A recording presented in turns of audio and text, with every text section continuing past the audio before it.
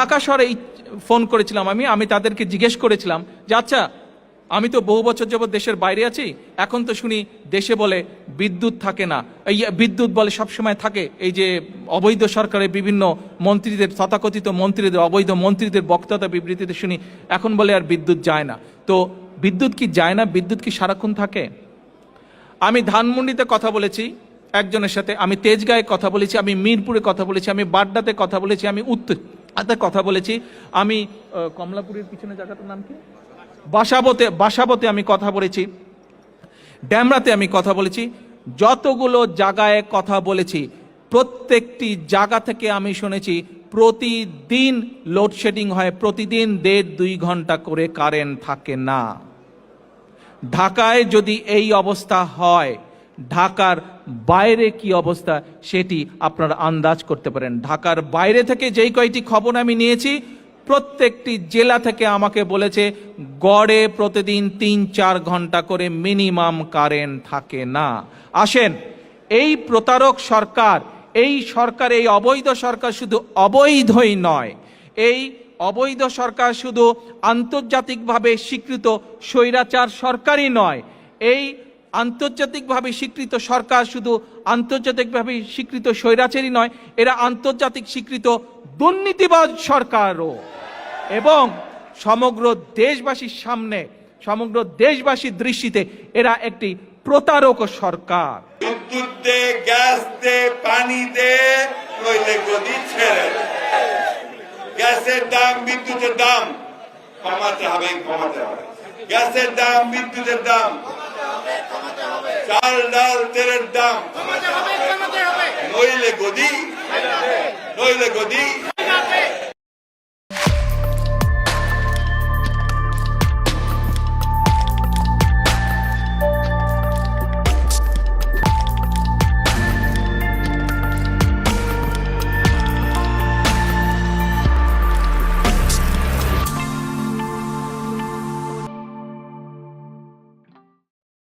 দেখেছেন তো, বিরোধী দলের থাকলে কথা বলা সহজ। যেই অভিযোগ তারেক রহমান করেছিল হাসিনা সরকারের বিরুদ্ধে, তার চাইতে বড় অভিযোগের তীর আজকে তারেক রহমানের দিকে। যেই স্লোগান বিএনপির প্রেসিডেন্ট মির্জা ফখরুল ইসলাম আলমগীর দিছিলেন, তার চাইতে বড় গলার স্লোগান দিয়া বিদ্যুৎ অফিসগুলোতে হামলা করতেছে বিদ্যুৎ না পাওয়া বিক্ষুব্ধ জনতা। বিএনপি সমাধান দিতে পারতেছে না। বিদ্যুৎ মন্ত্রী নিজেই কইছে কিছু করার নাই, শুধু বৈশা বৈশা অপেক্ষা করা ছাড়া কিছু করার নাই, কিছু ম্যানেজমেন্ট করা। কিন্তু এই বিকট সমস্যার সমাধান আছে, দ্রুত সমাধান আছে। সেই সমাধান আজকে দেখাইবো। দেখে অবশ্য পরে কইবেন এত সহজ সমস্যার সমাধান। কিন্তু সরকার কেন সমাধান করতে পারতেছে না? তারা সমাধান করতে পারতেছে না কারণ সে সমস্যাটার সমাধানে আন্তরিক না। বিদ্যুৎ মন্ত্রী বাসায় তো লোডশেডিং হয় না, তারা তো কেউ মারতে আসতেছে না। পল্লী বিদ্যুৎ সমিতি তাদের 80-র উপরে কেন্দ্রের নিরাপত্তার জন্য চিঠি দিয়েছে পুলিশকে।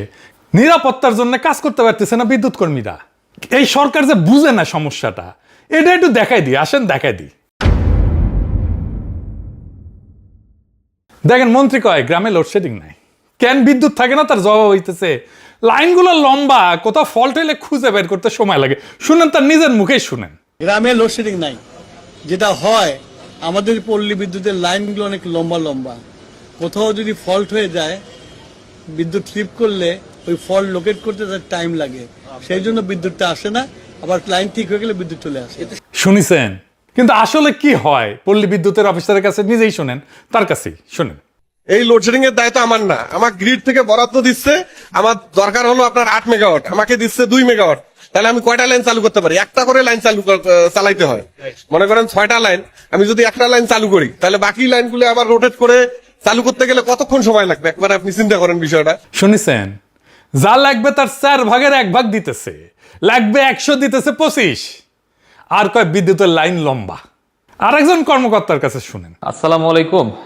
তো দুঃখের কথা কি বলবো, লোডশেডিং এর জ্বালায় আমরাই তো অতিষ্ঠ, আর গ্রাহকের কথা নাই বা বললাম। কথাটা বলারও একটা কারণ আছে। এই যে দেখেন, আমার এখন মেন লাইনের সাপ্লাই দেখেন 1380 কিলোওয়াট, মানে হচ্ছে 1.3 মেগাওয়াট। এখন এটা দেখানোর পরে যদি বলি যে আমার এখানে 4টা লাইন আছে, 4টা লাইনের 3টাই বন্ধ, একটা লাইন চালু রাখতে পারছি, এটার কারণ লোডশেডিং। তো লোডশেডিং এর এত পরিমাণ ভয়াবহতা যে আমার 4টা লাইনের 3টা বন্ধ রাখতে হচ্ছে। তা হিসাব করেন যে একটা লাইন চালু করতে হলে আমার কত ঘন্টা পর পর বিদ্যুৎ সে একটা লাইনে দিতে পারবো। এখন যে লাইনটা চালু আছে এই লাইনটা যদি একবার বন্ধ হয় 3 ঘন্টা বন্ধ থাকবে, 3 ঘন্টা পর 1 ঘন্টা পাবে। তো এই হচ্ছে পরিস্থিতি আমার চাকরি লাইফের। ভয়াবহ লোডশেডিং, এটাই আমি ফেস করতেছি। এর আগে এরকম লোডশেডিং আমি কখনো পাইনি। এখন কি হইতেছে দেখেন, কি করতেছে এই পল্লী বিদ্যুতের কর্মীদের সাথে বিক্ষুব্ধ জনতা দেখেন। চাঁদপুরের ফরিদগঞ্জে পল্লী বিদ্যুতের একটি উপকেন্দ্র থেকে এক কর্মচারীকে জোর করে তুলে নিয়ে গিয়ে মারধর ও আটকে রাখার অভিযোগ উঠেছে। আচ্ছা কোন তো এদের কি দোষ? এই পল্লী বিদ্যুতের লোকদের কি দোষ? এ তো কর্মচারী, সরকারি কর্মচারী, এরা তো বিতরণ করে, এরা তো বিদ্যুৎ বানায় না, যা পায় তাই তো দিবে। এরা তো বিদ্যুৎ পয়দা করতে পারে না। এই বেচারাদের উপরে চড়াও হয়ে কোনো লাভ আছে? সারা দেশে পানি আর বিদ্যুতের জন্য হাহাকার, বাসায় রান্না হইতেছে না। দুর্ভোগের তো শুরু আছে শেষ নাই। এই যে সকালের নাস্তা এখন খাইতেছি 12টা বাজে। রাইস কুকারে ভাত রান্না করা লাগে, যে কারেন্টের চুলারে তরকারি রান্না করা লাগে, রান্না তুলে দিলে কারেন্ট চলে যায়, তখন আবার বসে থাকা লাগে। যদি এটা যদি কারেন্ট না থাকে তাহলে আপনার সিলিন্ডারের দাম হয়েছে আপনার 2000-2500 টাকা। এখন আমরা কি করব সেটা বলেন, আমরা না খেয়ে তো মরতে হবে। এটা ঢাকার অবস্থা। সরকারের কাছে টাকা নাই জ্বালানি কেনার। আমার কথা না, বিদ্যুৎ আর জ্বালানি প্রতিমন্ত্রী অনিন্দ ইসলাম অমিত কইছে নিরবিচ্ছিন্ন জ্বালানি সরবরাহ নিশ্চিত করার মতো যথেষ্ট অর্থ সরকারের হাতে নাই। আসলে আমাদের কাজটি হচ্ছে সাপ্লাই এন্ডে, আমরা সরবরাহটা আসলে নিশ্চিত করব। সরবরাহ নিশ্চিত করবার জন্য তো আসলে অর্থের যোগানটি থাকতে হবে। সেই যোগানের ক্ষেত্রে আসলে সেই জায়গাটি আমাদের হাতে নেই। আমরা সকলে জানি অ্যারাউন্ড 30,000 মেগাওয়াট আমাদের ক্যাপাসিটি আছে, কিন্তু পাওয়ার প্ল্যান্ট চালানোর জন্য প্রয়োজনীয় জ্বালানি আমরা সরবরাহ করতে পারছি না। দেখেছেন কি অবস্থা? বিদ্যুৎ কেন্দ্র চালানোর মতো যথেষ্ট জ্বালানিও নাই। কেন নাই?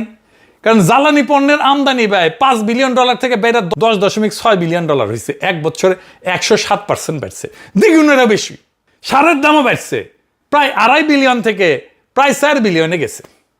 রিজার্ভ তো 32 বিলিয়নের গড়ে, মানে শুধু জ্বালানি কিনতেই প্রত্যেক বছর রিজার্ভের 1/3 সমান ডলার লাগতেছে। এই দাম করলে আরো বাড়তে পারে। শুধু কি তাই, অভাগা যেদিকে চায় সাগর শুকায় যায়। এলএনজি গ্যাসে হয়েছে আরেক গ্যাঞ্জাম। কি গ্যাঞ্জাম? আমাদের গ্যাসের একটা বড় অংশ আসে বিদেশ থেকে এলএনজি হিসেবে। এলএনজি মানে তরল করা প্রাকৃতিক গ্যাস। গ্যাসকে -160 ডিগ্রিতে নিলে ঠান্ডা করলে তরল হয়ে যায়, তরল পানির মতো তরল হয়। তারপরে জাহাজে করে ওটা আনা হয়। কিন্তু তরল জিনিসটা তো আর সরাসরি আপনার চুলায় যায় না, তাই না? পাইপ লাইনেও ঢোকে না। তার আগে ওইটা আবার গরম করে নিতে হয়, গরম করে আবার গ্যাসে ফেরত আনতে হয়। এই কাজটা করে মহেশখালীতে সমুদ্রের উপরে ভাসতে থাকা 2টা টার্মিনাল, একটা এক্সিলারেট এনার্জির আর একটা সামিটের, দুটোই বেসরকারি। এদের কাজ একটাই, জাহাজ থেকে তরল গ্যাস নামানো, গরম করে গ্যাসে বদলানো, তারপরে পাইপে পাঠানো। এক্সেলারেটের 2টা বয়লার আছে, গরম করার যন্ত্র আর কি, এটা নষ্ট, রক্ষণাবেক্ষণে বন্ধ। আর সামিটে জাহাজ আসছে, এলএনজি ভরা জাহাজ, কিন্তু বাতাসের কারণে জাহাজটাকে নিরাপদে ফেরানোই যাইতেছে না। এই মাল খালাসি শুরু করা হয়নি, জাহাজ ভর্তি গ্যাস সমুদ্রে ভাসতেছে। চিন্তা করে দেখেন, আমাদের কেনা গ্যাস, ডলার দিয়ে কেনা গ্যাস, গ্যাস আছে কিন্তু ব্যবহার করা যাইতেছে না। মানে সমস্যাটা শুধু টাকারও না, সমস্যাটা যন্ত্রেরও। 1 টাকা না থাকলে গ্যাস কেনা যায় না, 2 টাকা থাকলেও গ্যাস আনলেও সেটা ব্যবহারযোগ্য করার ক্ষমতা আমাদের নাই। আমরা 15 বছর ধরে কেন্দ্র বসেছি, কিন্তু সেই কেন্দ্রে জ্বালানি পৌঁছানোর অবকাঠামো এটা তৈরি করিনি। বসাইলে এটা বসাইছি, 2 নাম্বারটা রাখি নাই, এটা বিকল্প রাখি নাই। তাই আজকে একটা বয়লার নষ্ট হইলে আর একদিনে বাতাস বেশি বইলে দেশ অন্ধকার হইয়া যায়। গ্যাস চাইলেও যে আনা যাবে না, টাকা থাকলেও যে আনা যাবে না, এটা আবার কইতেছে সরকারের আরেক মন্ত্রী, বাম মন্ত্রী জোনায়েদ সাকি। শুনেন, এই মুহূর্তে আপাতত দেশের গ্যাস উত্তোলনের সর্বাত্মক উদ্যোগ ছাড়া এবং বাইরে থেকে গ্যাস আমদানি করার চেষ্টা করা ছাড়া, যেটা পাওয়া খুবই দুর্লভ হয়ে যাচ্ছে এবং সেখানে প্রচুর সময় লাগবে। মানে মালয়েশিয়া যে তরলীকৃত গ্যাস দিতে চাচ্ছে, কিছুটা পাওয়া যাবে, কিন্তু যে কন্টেইনারে আনবে ওইটা চায়না নির্মাণ করে দিতে বলেছে, 1.5 থেকে 2 বছর লাগবে। ফলে আমরা কোনো সমাধান করা যাচ্ছে না। শুনেছেন ট্যাঙ্কার নাকি বানাইতে হবে, তারপরে আনবে। কারণ আইসানি আমি না আমার গোড়া আসবে, এদিকে গোড়া হাসি দেন, মেলা দিন দেওয়ার। ট্যাঙ্কার ভাড়া পাওয়া যায় না। এখন যে এলএনজি আনে সরকার, সেটা কি নিজের ট্যাঙ্কারে আনে নাকি সরকার? বালচুন, বাংলাদেশ নিজে কোনো এলএনজি ট্যাঙ্কার ভাড়াও করে না, নিজেও করে না, কেনেও না। চুক্তিগুলো এরকম, এটা ডেলিভার টু এক্সশিপ, মানে জাহাজ জোগাড় করা বিক্রেতার দায়িত্ব। কাতার এনার্জি থেকে আমরা এলএনজি আনি, ওকিউ ট্রেডিং থেকে এলএনজি আনি, এক্সেলারেটও আনে। স্পট বিক্রেতার নিজের বা নিজের চার্টার করা জাহাজে মহেশখালী পর্যন্ত পৌঁছায় দেয়। মানে ওই যা করতেছে কথা সেটা সে নিজেই বুঝে না, জানেও না। সরকার চালাইতেছে, ওর আমলা যা কয়ে দিছে ওইটা এসে বমি করে দিতেছে। যে সাংবাদিকরা তার প্রশ্ন করতেছে সেও জানে না যে এলএনজি আনার জন্য ট্যাঙ্কার বানায় আনার দরকার নাই। মানে আমাকে একটা বালচুন পেয়েছে কিরকম, বাটপার আম তার কাছে না। ওর যে লেভেল অফ ইন্টেলিজেন্স, ঠিক ওই একই লেভেল অফ ইন্টেলিজেন্স আর আন্ডারস্ট্যান্ডিং নিয়ে বিএনপি সরকারের মন্ত্রীরা কাজ করে। জুনায়েদ সাকিব বলে ট্যাঙ্কার বানাইতে দেবে চায় না, আর বাটপার তারেক বলে আমেরিকায় মেশিন বানাইতে দিতে। শুনেন, বিদ্যুৎ গ্যাস নিয়ে 6 মাস সময় পেয়েছে একটা অবকাঠামো তৈরি করতে। আমেরিকাতে একটা মেশিন বানাতে দিয়েছে, ওই মেশিনটা বানাইতে লাগবে 11 মাস। ওইটা 2 মাস লাগবে চায়নায় নিতে, কত হলো? 13 মাস। আর 2 মাস লাগবে মডিফাই করতে, কত হলো? 15 মাস। আর 2 মাস লাগবে বাংলাদেশে আনতে, কত হলো? 17 মাস। মানে বিদ্যুৎ সেক্টরের ডেভেলপমেন্টটা এরকম লং টাইম নাই, সুতরাং এসে হুট করে বানায় ফেলা অনেক কঠিন। শুনেছেন এরা পলিটিক্স করে, বাংলাদেশে দেশ চালায়। বুঝেছেন কোন কিসিমের মাল দেশ চালায়, কোন কিসিমের জোকার দেশ চালায়। আবার নতুন তত্ত্ব আনিছে বিদ্যুৎ মন্ত্রী, বলছে যে বিদ্যুৎ চালিত রিক্সা বাইরে যাওয়ায় নাকি বিদ্যুতের চাহিদা বাড়িছে রাতের বেলা। সে নিজেই সংসদে কইছিল গ্রীষ্মকালে গরম আর সেচের কারণে গ্রীষ্মে 18,000 মেগাওয়াট বিদ্যুতের চাহিদা হয়। সেই টাইমে কিন্তু বলে না এটা রিক্সার কথা, এখন এটা বলির পাটা লাগবে তো, তাই বাই করেছে যুক্তি। চিন্তা করেন, মানে মাথা যা আসছে কয়ে দিতেছে। আবার দেখেন দেশে গ্যাস নাই, বিদ্যুৎ নাই, জ্বালানি নাই, 12 থেকে 18 ঘন্টা লোডশেডিং হয়, আবার নামাবে নাকি বৈদ্যুতিক বাস। মোটে মা রাধে না তপ্ত আর পান্তা, কি যে অবস্থা। জোকারে জোকারে ভর্তি। লোডশেডিং আগে হয়েছে, কিন্তু কথা হইতেছে রেকর্ড লোডশেডিং তো হয় না, এখন হইতেছে রেকর্ড লোডশেডিং। এই নতুন রেকর্ড কেন হইল সে জবাব তো দিতে হবে। বিদ্যুৎ জ্বালানি ছাড়া তো শিল্প কলকারখানা চলবে না। পেট্রোবাংলা চাহিদার মাত্র 56% গ্যাস দিতে পারতেছে। সাভার আশুলিয়া কারখানা উৎপাদন কমছে 50 থেকে 60% পর্যন্ত। এটা গিয়ে পড়বে কোথায়? আমাদের রপ্তানি কমছেও। হাসিনা আমলে 23-24 অর্থ বছরে রপ্তানি ছিল $44.7 বিলিয়ন। পরের বছর ইউনূস সরকারের আমলে সেটা বেড়ে দাঁড়িয়েছিল $48.28 বিলিয়ন, মানে 8.5% প্রবৃদ্ধি হয়েছিল। মানে হাসিনা পরের বছর তো রপ্তানি বাড়ছে, ভালোই বাড়ছে। এই বছরের লক্ষ্য ঠিক করা হয়েছিল $55 বিলিয়ন, 16% বেশি রপ্তানি করবে। কাজ কত আর হয়েছে কত? 48 বিলিয়ন। ইউনূসের আমলের চাইতেও কম। লক্ষ্যমাত্রা যাইতে $7 বিলিয়ন কম। তো এই $7 বিলিয়ন করতে আসবে, আকাশ থেকে পয়সা হবে। এই ঘাটতিটা পড়বে কোথায়? পড়বে বাজারে। পড়িছেও তাই, জিনিসপত্রের দাম আকাশ ছুঁইছে, আপনারা আয়ত বাড়তেছে না, বাড়ছে কে তারা হাসপাস করিচ্ছে। দেখেন কালকা বাসা থেকে আমার বলছে 1 গুড়া চিনি গুঁড়া চাউল নিতে, চাষি চিনি গুঁড়া চাউল কিনতে গিয়েছে 230 টাকা। এগুলো কোথায় গেলি? পেঁয়াজ নিছি 2 দিন আগে নিছি 35 টাকা, কালকে চাইতে 70 টাকা। এরপর কাঁচা বাজার কি অবস্থা, 100-150 টাকা দিতে কোনো তরি দরকারই নাই। আমরা কোন দেশে আসি? আমার মতো লোকে বাজারে এলে আমি 1000 টাকার বাজার প্রতিদিন করতে পারবো? গ্যাসের দাম বাড়তি, তেলের দাম বাড়তি, বিদ্যুতের দাম বাড়তি, ঘর ভাড়া বাড়তি, আপনি রিক্সাতে যাবেন রিক্সা ভাড়া বাড়তি। এটা কোন রাষ্ট্রে বসবাস করি? সিন্ডিকেট সব জায়গায় সিন্ডিকেট। কাঁচামরিচের কেজি হচ্ছে 300 টাকা, ধনিয়া পাতা 300 টাকা, 80 টাকার ফুলকপি হচ্ছে 120 টাকা। কিভাবে কিনবো? অল্প অল্প নিচ্ছি আর কি। সবকিছুর দাম বেড়ে গেছে হঠাৎ করে। এই অগাস্ট মাসে কয়েকদিন আগে ঢাকার বাজারে যুগান্তর প্রতিবেদন করছে ডিম 150 থেকে 155 টাকা ছিল ডজনে, এক সপ্তাহে বাড়ছে 10 থেকে 15 টাকা ডজনে। ব্রয়লার মুরগি 200 টাকা কেজি থেকে 200 টাকা কেজি ছিল, সপ্তাহে বাড়ছে 10 টাকা। মাছে কেজিতে 20 থেকে 30 টাকা বাড়িছে এক সপ্তাহে। নিম্নবিত্ত পরিবারগুলো হাঁসফাঁস খাইতেছে, প্রত্যেক দিন খাদ্য তালিকা থেকে একটার পর একটা জিনিস বাদ দিতে বাধ্য হচ্ছে। কেউ সঞ্চয় ভাঙতেছে, কেউ ধার করে সংসার চালাইতেছে।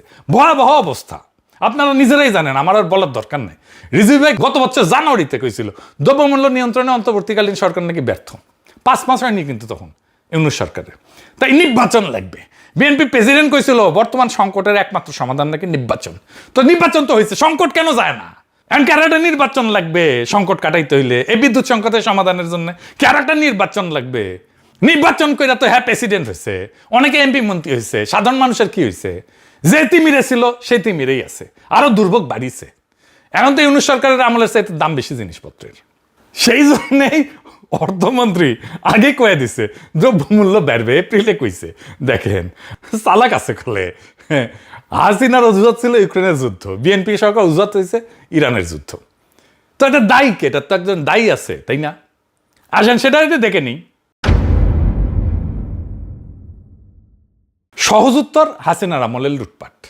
কিন্তু এই লুটপাট বললে মানুষ ভাবে টাকা চুরি হয়েছে। টাকা চুরির চাই তো ভয়ঙ্কর জিনিস হয়েছে। ওরা একটা ব্যবস্থা বানাইছিল যেখানে বিদ্যুৎ কেন্দ্র বানানো লাভজনক ছিল, কিন্তু বিদ্যুৎ দেয়া কারো দায়ী ছিল না, দায়িত্বই ছিল না। কেন্দ্র চলুক বা না চলুক ক্যাপাসিটি চার্জ যাবে ডলারে, আদালতে প্রশ্ন তোলা যাবে না, দায় মুক্তি আইন আছে, টেন্ডার লাগবে না, দরপত্র লাগবে না, ওরাই ঠিক করবে দাম কত, আমরা আর মামুরা বৈশা। আর ওই কেন্দ্র বানানোর টাকা ওইটা আবার ব্যাংক থেকে লোন নেবে, 1.5 লাখ কোটি টাকা লোন নিছে, সেটা আর ফেরত যায় নাই। শীর্ষ 20 জন ঋণ খেলাপির তালিকায় এই বিদ্যুৎ কেন্দ্রের মালিকের নামও আছে 2টা। মানে এক হাতে রাষ্ট্রের কাছ থেকে ভাড়া আর এক হাতে ব্যাংক থেকে ঋণ, কোনোটাই ফেরত দেওয়া লাগে না। এটা চুরি না, চুরি হইলে তো টাকাটা যাইতো কোথাও না কোথাও, ব্যবস্থাটা থাকতো। এইখানে ব্যবস্থাটাই বানানো হয়েছিল টাকা যাওয়ার জন্য। রাস্তা, বিদ্যুৎ আসাটা ছিল বাই প্রোডাক্ট। বিএনপি সেই চুক্তিগুলো বাতিল করে নাই, আমরা কইছিলাম বাতিল করার জন্য, শুনে নাই। অথচ এই বিএনপি সরকারের আগের টার্মে এই বিদ্যুৎ আর পানি নিয়ে তুল কালাম হয়েছিল। পানি আর বিদ্যুৎ নিয়ে বিক্ষোভে বিএনপি গত টার্মে ডেমরায় এই বিএনপির এমপি ছিল সালাউদ্দিনকে জনতা ধাওয়া দিছিল, কঠিন ধাওয়া দিছিল। এই শিলং সালাউদ্দিন না, আর এক সালাউদ্দিন ডেমরার এমপি ছিল। সালাউদ্দিন দৌড়ে পালায়, তারপর নাম হয় তার দৌড় সালাউদ্দিন। দেখেন সেই সময়কার পত্রিকার নিউজগুলো দেখেন, এটিতে সে দৌড়ের ছবিটা দেন। ভিডিওটা খুঁজলাম মেলা পাই নাই, ভিডিওটা পেলে দিয়েন তো, ওইটা দরকার আছে এখন।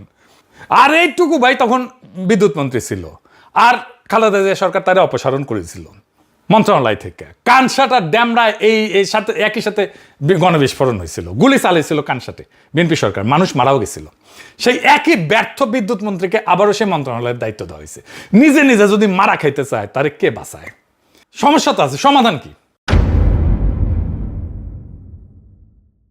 হাসিনার উপরে দায় চাপানো দেওয়া সহজ, ইরান যুদ্ধের উপরে দায় চাপানো সহজ, ব্যাটারি চালিত রিক্সার উপরে দায় চাপানো সহজ, জোকারের মতো উল্টাপাল্টা যুক্তি দেওয়া সহজ।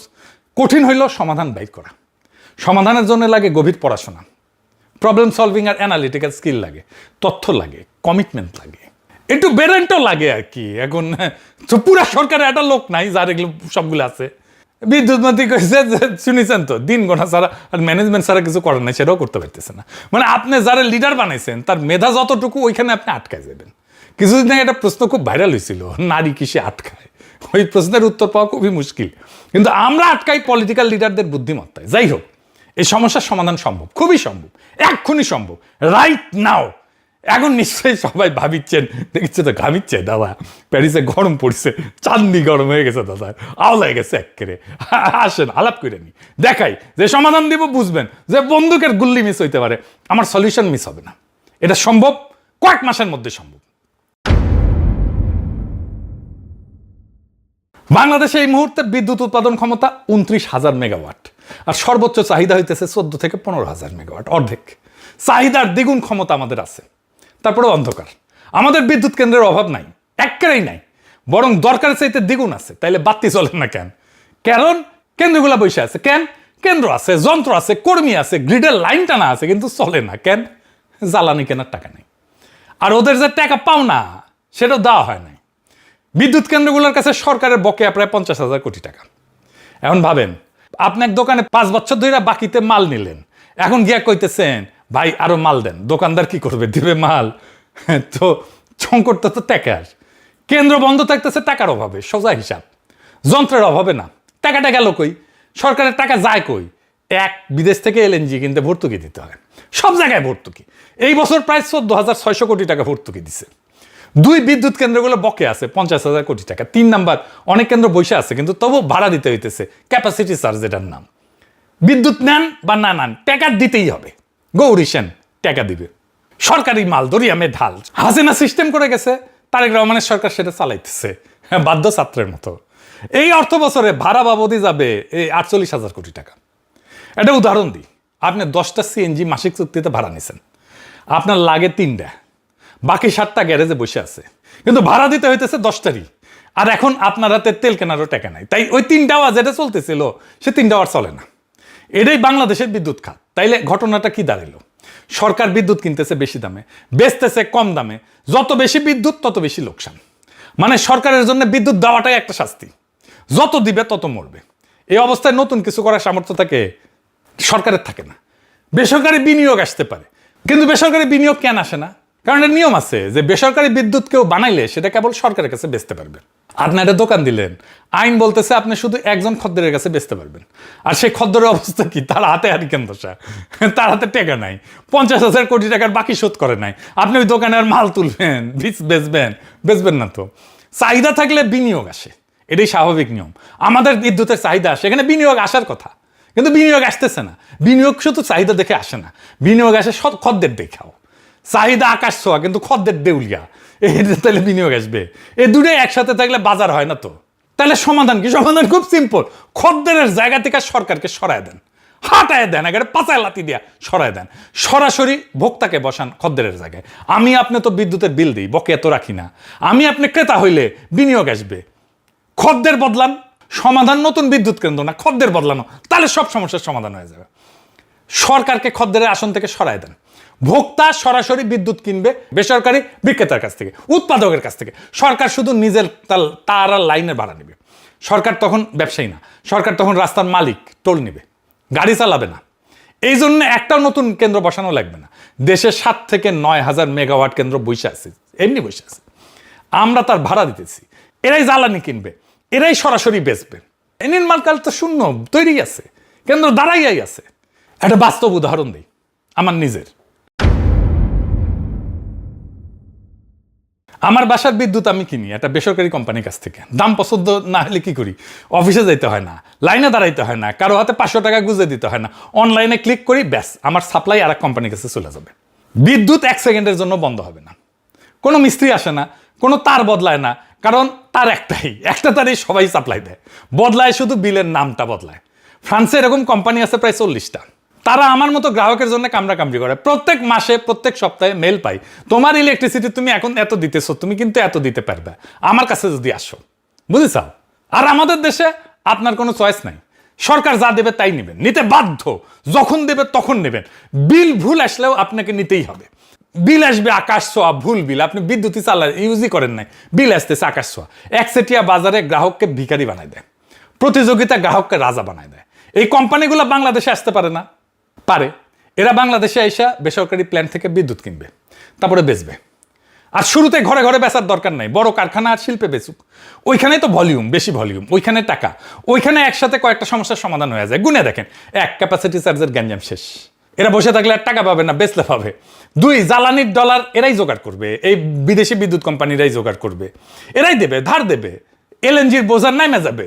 3 নাম্বার, কারখানা রপ্তানি করে ডলার আনে, তার মানে খদ্দরের হাতে ডলার আছে, বিদেশি বিনিয়োগকারীর দুশ্চিন্তা নাই। 4 নাম্বার, ঘাটতির চাইতে বেশি উৎপাদন সম্ভব। আর সবচেয়ে বড় কথা, সরকারের 1 টাকাও খরচ নাই, 1 পয়সাও খরচ নাই, কোনো বিনিয়োগের দরকার নাই সরকারের তরফ থেকে, শুধু একটা অধ্যাদেশ আর কয়েকটা সিগনেচার। এটা বাস্তবায়ন করতে সব মিলিয়ে 3 থেকে 4 মাস লাগবে।